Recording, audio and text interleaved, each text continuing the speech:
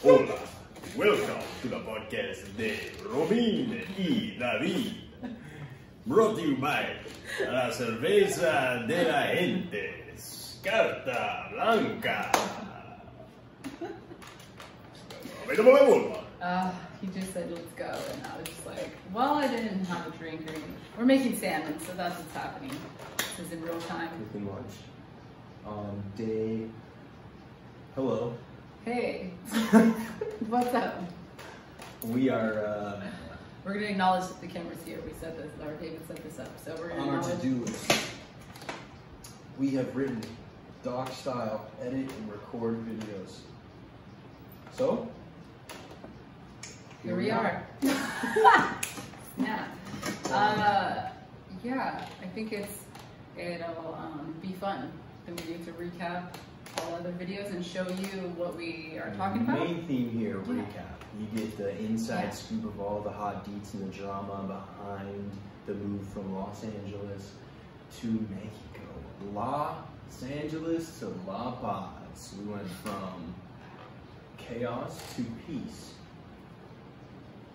And La Paz means pizza in Spanish too, so that was... Which we found out actually... Which was very coincidental. I don't believe in coincidence, but that's what happened. I think air quotes will suffice for acknowledging you don't believe certain things, so yeah, coincidences like that.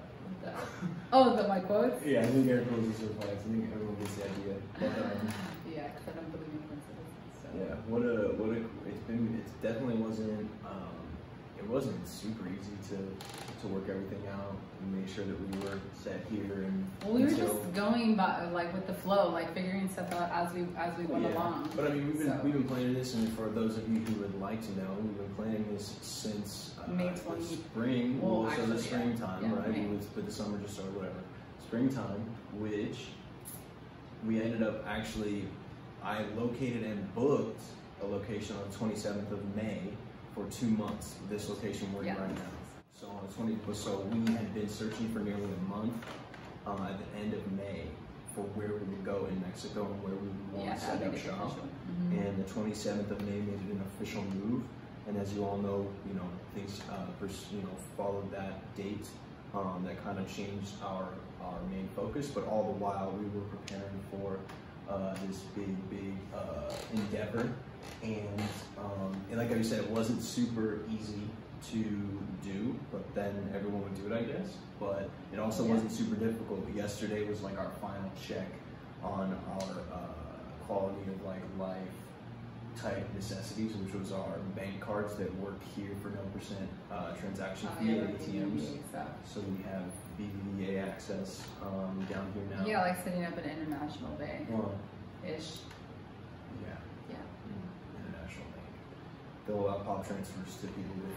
Anyways, we'll get into that stuff. So that's a little later on in the story, but so much. The 1st of July, I think we kind of just. At the end of June, we took off for San Diego. Yes. Yeah, I think it was like June 25th or June 26th or something like that. That's right, now on the 1st July of July. 1st is when we left San Diego to come. Literally started for the French New Month in La Paz. Well, we made it to Guerrero Negro first. Guerrero Negro, right. So that was July 1st, and then we got here July 2nd. Yeah. So, needless to say, the ride was a bit bumpy. Anyone who's ever driven in Mexico would get that, or at least in the northern part of Mexico, or anyone who's ever traveled with, someone they love for extended periods of time will also get that. Yeah. So the car, we jammed everything into the car in one day, right? We had it all taped out in the we had it all taped out, and you'll see, we'll show that. That'll be something we'll show. And so then we just transferred that into the car. Luna took all of it, and we just took off. And we had the storage, so that we had storage unit. That made it nice too. So half of our stuff was there, and that started the process too in the beginning, because that kind of made things real when we got the storage unit. When we got the storage unit. Here it is, ladies and gentlemen. Super trim. Look down here. You can get back pretty far in here. You want to turn the flash on? Can you do that? Too late. Yeah, too late once the video started. Oh, we are. Ooh.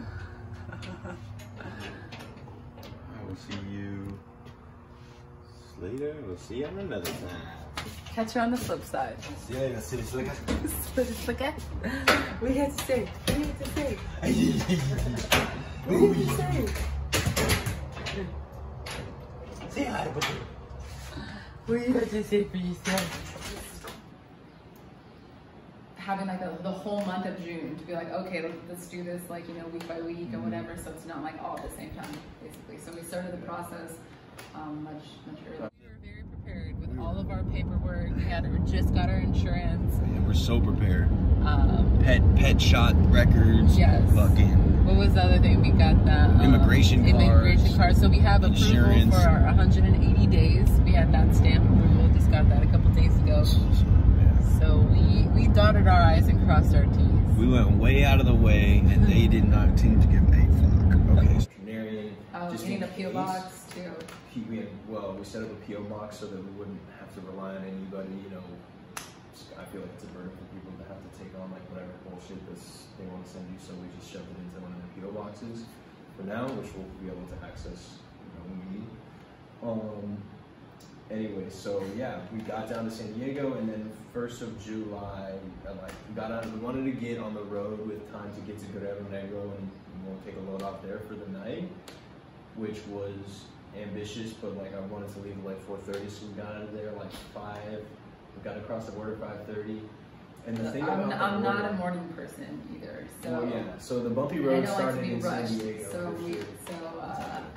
So just from my side, here we go.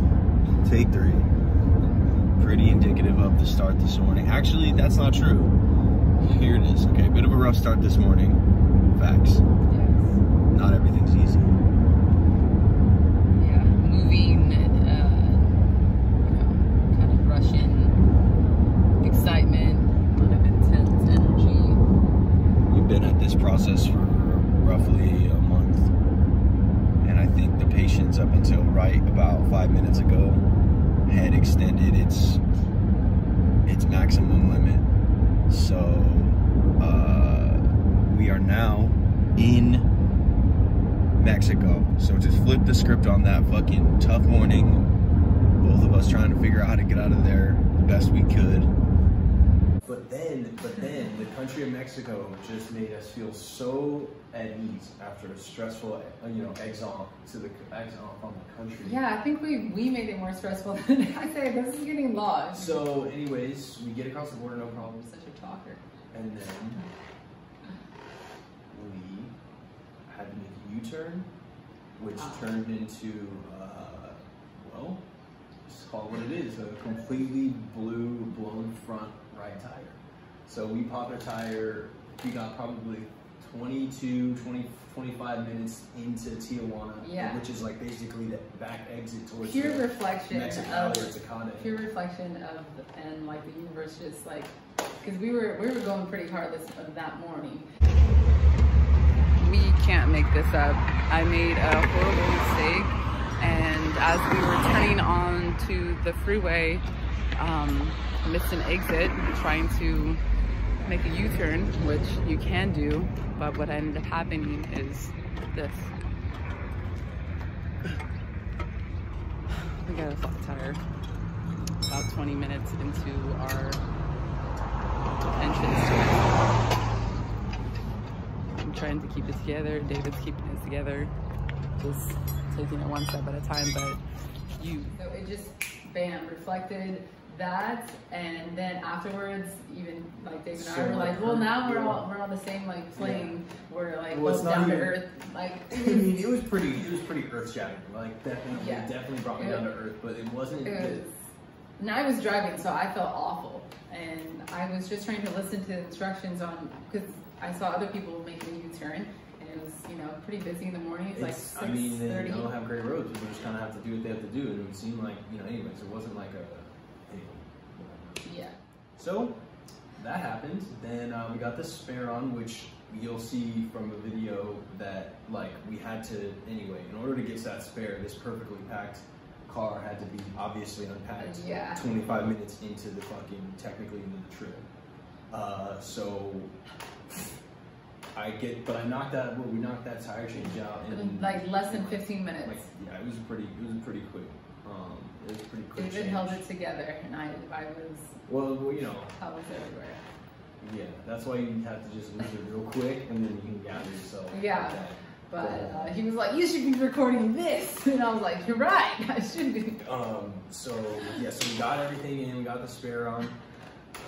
Got to Tecate and found the first place we could. We got a tire that would Both of our phones still work here, well, at least mine does for like internet and everything. So I was able to Google a tire shop nearby that was open because it was 7 a.m.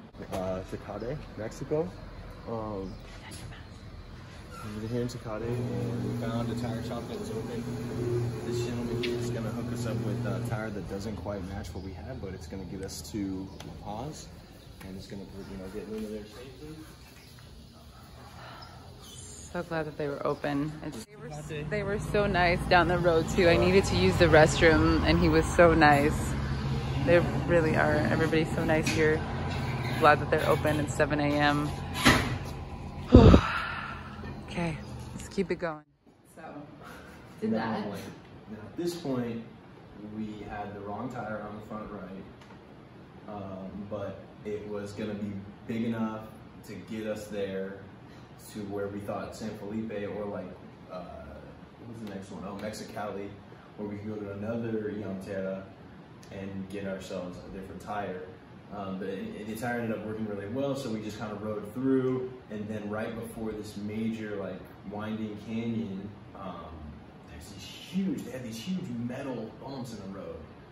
And we don't have any pictures of those. I'll try to maybe but the tire gets jarred and gets knocked, so it's still on, and so I end up having to pump it up with my anyway. So we pumped it up. We pulled over. We pulled over a couple of times, like 4 times, to get the PSI and I have some back good to footage where of it needs to be. almost every time that we pull over, immediately somebody was like, "Hey, need help?" Obviously. Yeah, people tried to help. So, they couldn't really help that much because we didn't have the right head on the.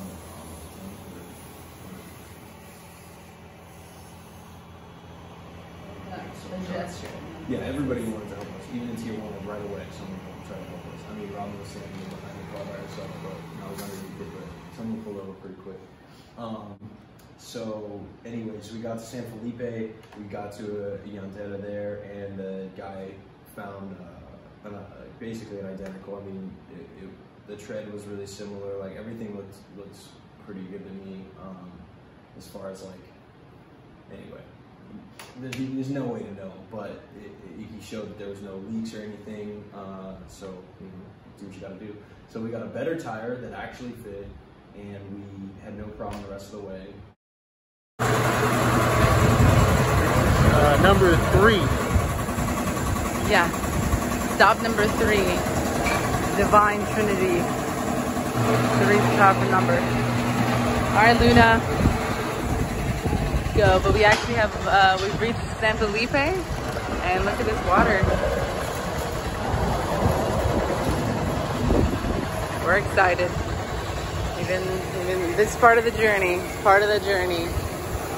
no setbacks, no mistakes, only a part of the journey, right? Okay, so that was the epic. Each time they were, it was like, what? Oh, we gave them. Yeah. Oh yeah, both times they got 1,000 pesos. But that was the first time I tipped the guy in gratuity, and then the second time he charged us more, so I tipped less. He got 1,000. They were so fast. Peso tip, he charged I know. Both times it was really fast. Anyway. Yeah. What's next? So then we go Guerrero Negro. So we had to drive through some really beautiful space though. In kind of a crunch time, because we really wanted to make it to Guerrero Negro by sundown, so we kind of had to drive through San Felipe and Laredo, but each time we got to the city, they stopped us at the checkpoint and asked us what our destination was, what our business was. Yeah, not every time they, like, remember that one time they just like wait for you? Yeah, a couple times we go through. There's a lot of checkpoints, and yeah. Yeah, they just, you know, we roll down our window, and then as soon as we roll down the window, they just kind of wait.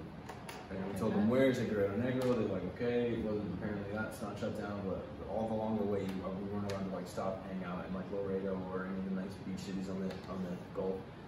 But yeah, we out there, parked the cars, included the car, got the dog, snuck him in the place, got some food. Alright, we're gonna stay here for the night.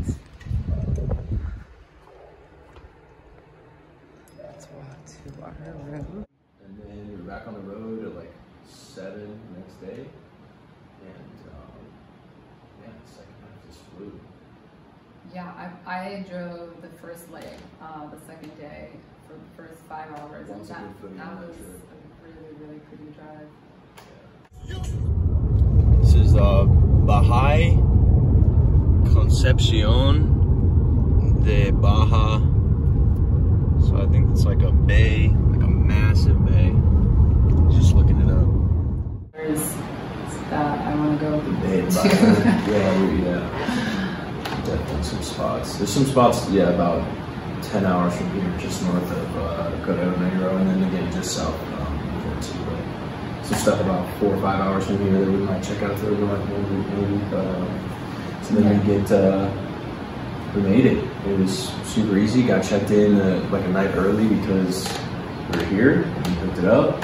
Yeah. You know, there's a ton of Airbnbs available around here. You were keeping good communication with. But he had said we were going to be all right. So we checked in a night early, and then just went at it the next day. Basically brought like our whole lab, got like everything all set up. I'm a good nester apparently. Showing David while making the salmon still. But he's a good nester. He was just setting up everything, and I love that about him. I'm gonna show you the salmon.